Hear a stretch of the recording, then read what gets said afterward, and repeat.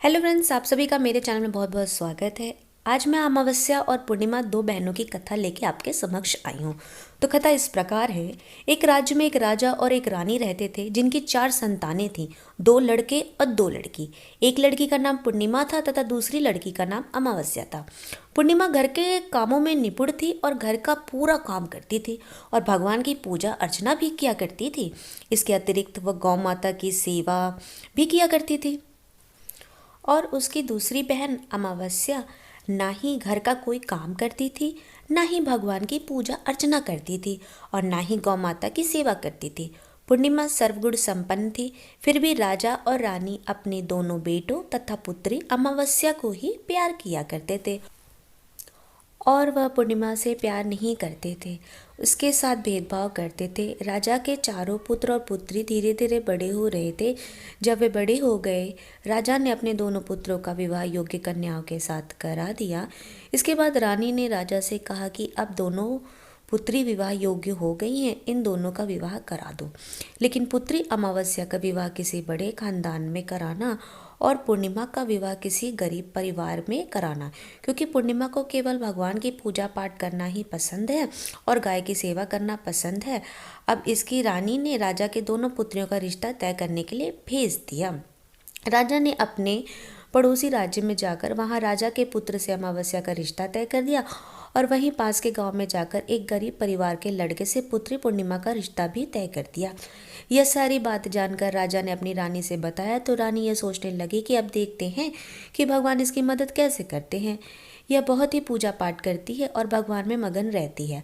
पूर्णिमा का भाई और उसकी भाभी पूर्णिमा से बहुत प्यार करते हैं, क्योंकि पूर्णिमा उनके घर के कामों में उनका साथ देती है और यही उनकी दूसरी बहन अमावस्या उन पर अपना रोब जमाती है और घर का कोई भी कार्य नहीं करती है।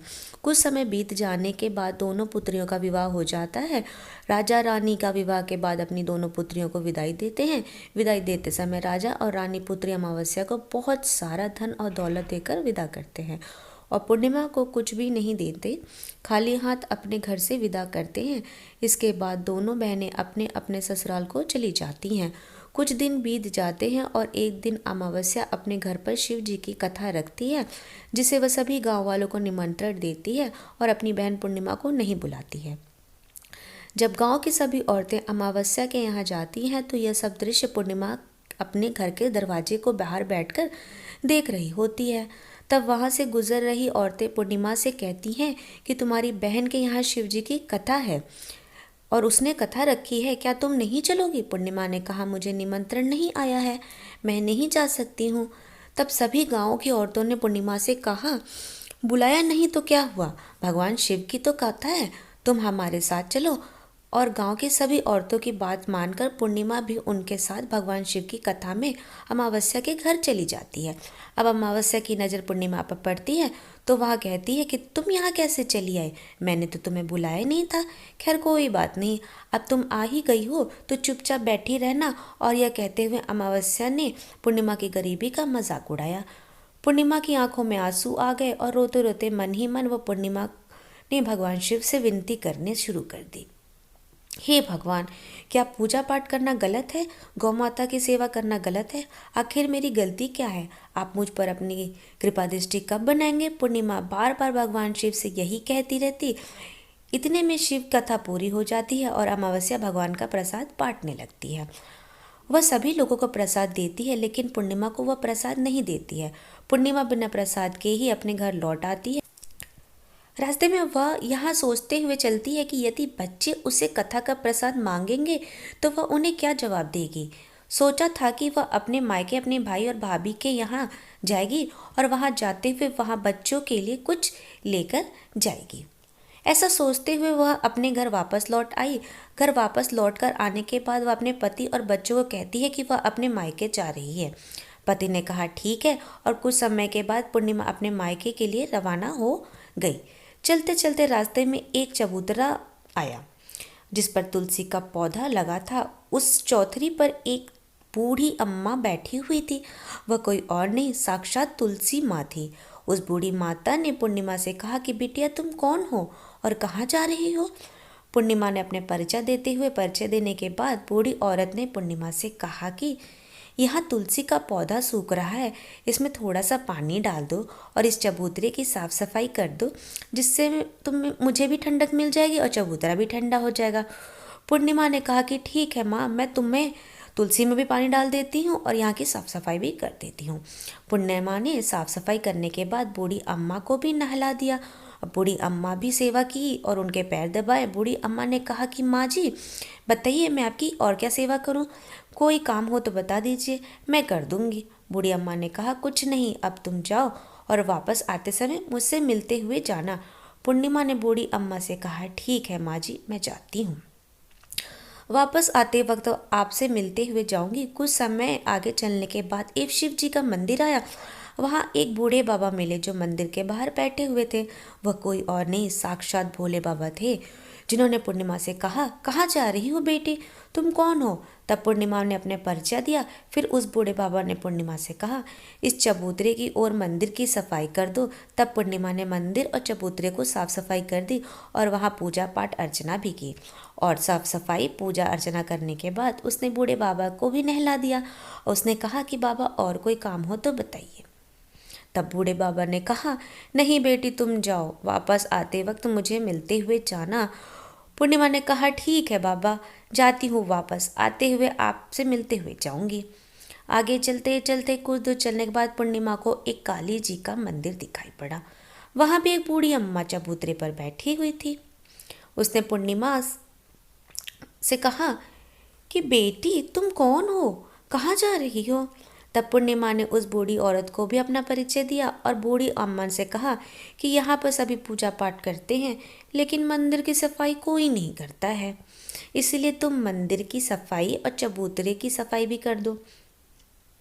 तो पूर्णिमा ने कहा कि ठीक है माता जी, और पूर्णिमा ने मंदिर की और चबूतरे की सफाई कर दी और पूजा पाठ भी किया और माता जी का श्रृंगार भी कर देती है। उस बूढ़ी अम्मा को भी नहला देती है। बूढ़ी अम्मा के पैर दबाती है और कहती है कि सभी काम हो गया माँ जी, कोई और काम हो तो बता दीजिए। तो बूढ़ी अम्मा कहती कि नहीं बेटी, अब तुम जाओ, लेकिन वापस आते समय मुझसे मिलते हुए जाना। पूर्णिमा कहती है ठीक है। आगे चली जाती है। चलते चलते नदी आती है। वहाँ पर भी एक बूढ़ी अम्मा बैठी रहती है और वो कहती कि बेटी तुम कहाँ जा रही हो और तुम कौन हो और कहाँ से आई हो? पूर्णिमा अपना परिचय देती है। बूढ़ी औरत पूर्णिमा से कहती है नदी पर स्नान तो सभी करते हैं, तो यहाँ पर सब आते हैं, लेकिन यहाँ की साफ़ सफाई कोई नहीं करता, इसलिए तुम इस किनारे की साफ़ सफाई कर दो। पूर्णिमा कहती है ठीक है माता जी। वह सफाई कर देती है और बूढ़ी अम्मा के पैर दबा देती है और इस बूढ़ी अम्मा से भी पूछती है कि और कोई काम हो तो बता दो। तो बूढ़ी अम्मा कहती है नहीं तुम जाओ, लेकिन आते समय वापस मेरे पास ज़रूर आना। वो वहाँ पे नाव पे बैठकर नदी के दूसरे किनारे पे पहुँच जाती है और वहाँ अपने मायके के घर पहुँच जाती है। वहाँ पूर्णिमा के भाई और भाभी उसे देखकर बहुत खुश हो जाते हैं और वे पूर्णिमा की बहुत खातिरदारी करते हैं और उससे बहुत सारी बातें करते हैं और कहते हैं कि बच्चों को भी साथ लेकर आती तो बहुत अच्छा होता। अब कुछ समय के बाद पूर्णिमा ने वापस अपने ससुराल जाने को कहा तो उसकी भाभी ने उसके लिए एक साड़ी दी, थैलों में बच्चों के लिए कपड़े दिए, खाने पीने के कुछ सामान आदि सब रख दी। कहा कि तुम बहुत दिनों बाद आती हो पूर्णिमा। भाभी ने यह थैला पूर्णिमा के हाथ में दे दिया और कहा कि जाओ और जल्दी वापस आना। इसके बाद पूर्णिमा वहाँ से अपने ससुराल के लिए रवाना हो गई और उसकी नदी के किनारे पहुंची। नाव में बैठकर दूसरे किनारे पर उतर गई। वहाँ पर उतरने के बाद वहाँ उसे बूढ़ी अम्मा मिली जो साक्षात गंगा मैया थी। उस बूढ़ी अम्मा ने पूर्णिमा को एक थैला दिया और कहा कि इसे तुम अपने घर जाकर ही खोलना। अब पूर्णिमा के पास बहुत थैले हो गए थे। उसने लेकर पूर्णिमा वहाँ रवाना हुई। कुछ दूर चलने पर काली माँ का मंदिर आया। वो काली माँ बूढ़ी अम्मा के रूप में विराजमान थी। उसने कहा आ गई बेटी? पूर्णिमा से कहा कि हाँ माँ जी मैं तो आ गई। काली माँ ने उसे एक थैला दिया और कहा कि तुम थैला अपने घर जाके खोलना। अब पूर्णिमा के पास 3 थैले हो गए थे। तीनों थैले लेकर पूर्णिमा आगे बढ़ी। कुछ दूर जाने पर शिव जी का मंदिर आया जहाँ बूढ़े बाबा के रूप में शिव जी स्वयं विराजमान थे। बूढ़े बाबा ने कहा पूर्णिमा तुम वापस आ गई? पूर्णिमा ने कहा हाँ बाबा मैं वापस आ गई। बूढ़े बाबा ने भी पूर्णिमा को एक थैला दिया और कहा कि ये थैला तुम्हारे घर जाकर ही खोलना। पूर्णिमा ने कहा ठीक है बाबा जी। अब पूर्णिमा के पास 4 थैले हो गए थे। पूर्णिमा 4 थैले पहले तो अब कैसे ले जाती। उसने एक पुरानी साड़ी निकाली, उस सभी थैलों का एक गट्ठा बना लिया और सर पर रखकर वहाँ से रवाना हो गई। कुछ दूर जाने के बाद उसे तुलसी माँ बूढ़ी औरत के रूप में मिलती हैं और कहती हैं कि पूर्णिमा तुम आ गई। पूर्णिमा कहती है हाँ माँ जी मैं आ गई। वह बूढ़ी औरत भी उसे एक थैला देती है और कहती है कि यह थैला तू अपने घर जाकर ही खोलना। पूर्णिमा कहती है ठीक है माँ जी। अब पूर्णिमा के पास 5 थैले हो गए। पूर्णिमा वहाँ से रवाना हुई तो वापस अपने घर पहुंची। पूर्णिमा ने थैलों को नीचे रखा और सबसे पहले अपने मायके का थैला खोलकर देखने लगी। उसमें बच्चों के लिए अच्छे अच्छे कपड़े और खाने पीने की चीज़ें थी और उसने कुछ गहने भी थे। पूर्णिमा ने कपड़े अपने बच्चों को दे दिए और खाने पीने की चीज़ें भी बच्चों को दे दी। बच्चे ये सब पाकर बहुत ज़्यादा खुश थे। अब पूर्णिमा ने दूसरा थैला खोला जो उसे गंगा मैया ने दिया था। उसमें ढेर सारे हीरे जवाहरात सोना चांदी आदि था। इसके बाद अब वह पूर्णिमा ने तीसरा थैला खोला जो उसे काली माँ ने दिया था। उसमें बहुत सारा सोना श्रृंगार सामान भरा हुआ था। इसके बाद पूर्णिमा ने चौथा थैला खोला जो कि शिव जी ने दिया हुआ था। उसमें बहुत सारा धन संपत्ति भरा हुआ था और बहुत सारी खुशियाँ भरी हुई थी। इसके बाद पूर्णिमा ने 5वां थैला खोला जो उसे तुलसी माँ ने दिया था। उसमें चावल दाल और 7 प्रकार की खाने की चीज़ों से भरा हुआ था।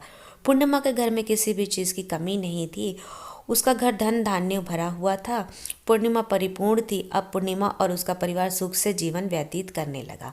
अब पूर्णिमा के मन में विचार आया कि क्यों ना शिव जी की कथा कराई जाए। शिव जी की कथा में कार्यक्रम रखा। पूर्णिमा गांव के सभी लोगों को निमंत्रण दिया और घर घर जाके सभी लोगों को बुलाया और अपनी बहन अमावस्या के भी घर गई और अमावस्या को भी शिव जी की कथा के लिए उसने अपने घर पर बुलाया। जब अमावस्या पूर्णिमा के घर शिव जी की कथा में आई तो उसने देखा कि पूर्णिमा के घर में तो किसी भी चीज़ की कमी नहीं है। इतना सारा धन दौलत देखकर अमावस्या आश्चर्यचकित हो गई। उसने पूर्णिमा से कहा कि तुम्हारे घर में इतना धन और दौलत कहाँ से आई।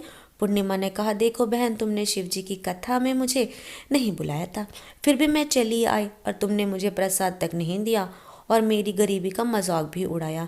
इसके बाद मैं अपने घर आ गई और आते ही मन सोच रही थी कि अपने मायके जाऊंगी और मैं मायके चली गई और जो कुछ घटना इस बीच हुई वह सभी घटना अपनी बहन अमावस्या को बताती है। तो अमावस्या कहती है कि तुम भी मुझे प्रसाद मत दो और मुझे डांट लो। लेकिन पूर्णिमा ने कहा कि यह तो भगवान का प्रसाद है, मैं तो सबको दूंगी और तुम्हें भी दूंगी। अमावस्या ने प्रसाद नहीं लिया और वह सीधे अपने मायके चली गई। जाकर अपने बच्चे से कर कहा कि अपने मायके जाने के लिए तैयार हो गई और मायके के लिए निकल गई। उसे भी रास्ते में चलते चलते तुलसी माँ मिली जो चबूतरे पे बैठी थी। माँ के रूप में बैठी हुई बूढ़ी माँ ने अमावस्या से कहा कि बेटी कौन हो तुम और कहाँ जा रही हो। अमावस्या ने अपना परिचय दिया। बूढ़ी माँ ने कहा बेटी ये तुलसी का पौधा सूख रहा है, इसे थोड़ा सा पानी डाल दो और इस चबूतरे की सफाई कर दो। इस पर अमावस्या ने कहा बुढ़िया तुझे दिखाई नहीं दे रहा, मैं इतनी महंगी साड़ी पहन रखी हूँ, ये गंदी हो जाएगी। ऐसा करके वो वहाँ से आगे चली गई और आगे जाने पर उसे भगवान शिव मिले। उसने ऐसा कहा।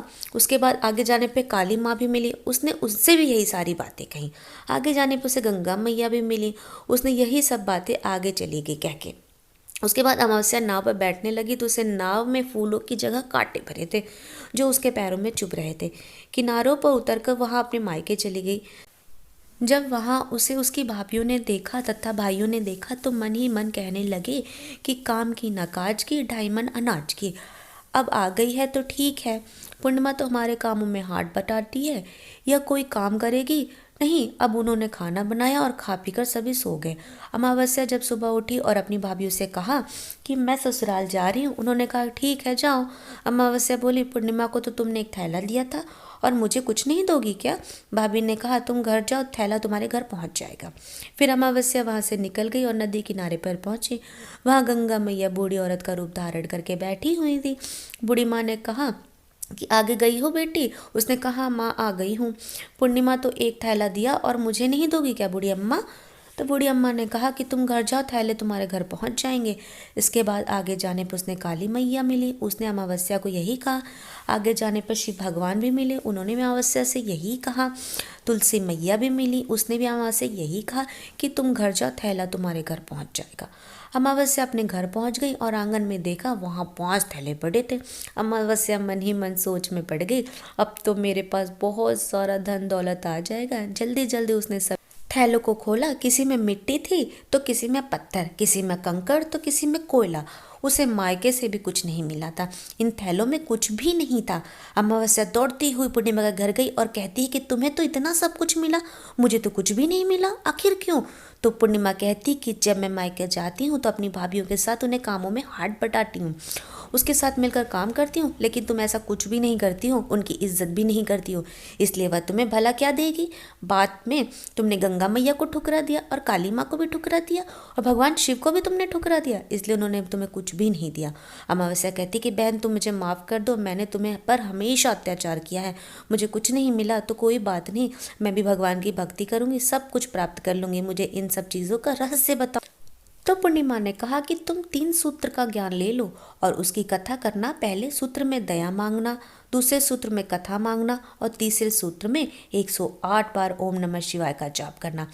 बहन भगवान ने यह सूत्र दिए हैं, इसको अपने हृदय में बसा लेना। मैंने भी इस 3 सूत्र को अपने जीवन में अपनाए थे और सच्चे मन से भगवान की भक्ति पूजा पाठ की थी, फिर भगवान ने मुझे यह सब कुछ दिया और तुम्हारे पास जो कुछ भी है वह सब खत्म हो गया।